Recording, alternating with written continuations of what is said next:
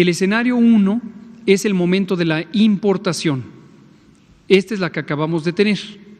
Se caracteriza porque hay uno o más, pero un número limitado de casos que podrían estar asociados como un mismo brote o ser independientes. En este caso son asociados.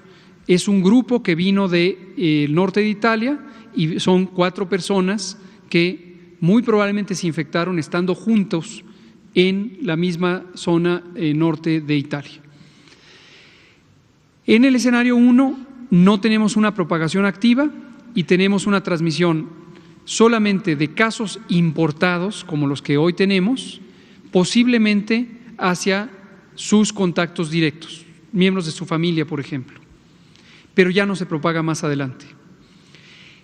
El escenario 2 es una situación en la que después de haber propagado el virus a partir de una persona que viene de fuera, que estuvo en otro país donde circula el coronavirus, la transmite a una persona más que a su vez la transmite a otra persona más. Es decir, hay 2 pasos de transmisión humano a humano.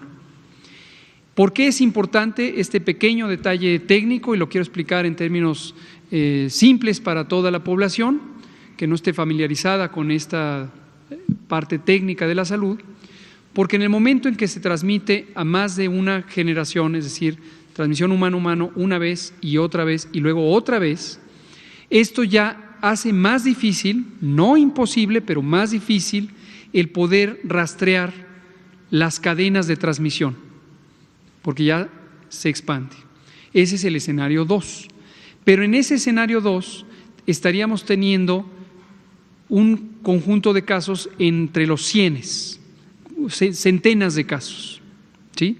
En la importación tendríamos decenas de casos, en el escenario 2, que es el de transmisión comunitaria, centenas de casos. Puede existir el escenario 3, que es un avance de la epidemia, en donde ya tuviéramos propagación más extensa en varias regiones del país. Y la razón o la importancia de esto es que se hace aún más difícil el poder interrumpir las cadenas de transmisión.